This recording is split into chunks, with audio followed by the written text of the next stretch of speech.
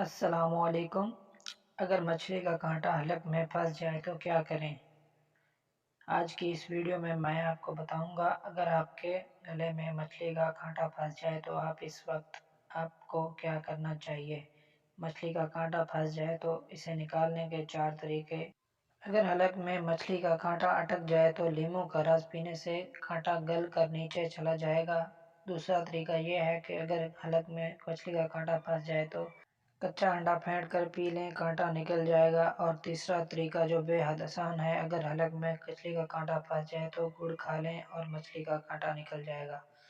زیتون کا تیل ایک قدرتی چکناہٹ والی چیز ہے۔ اگر مچھلی کا کانٹا گلے میں اٹک گیا ہے تو 1 یا 2 کھانے کے چمچ زیتون کے تیل کو نگل کر طریقہ آزمائیں۔ یہ تیل گلے کے اطراف اور کانٹے میں کوٹنگ بنا دے گا، جس سے اس کو نگل کر معدے میں پہنچانا یا کھانس کر نکالنا آسان ہو جائے گا۔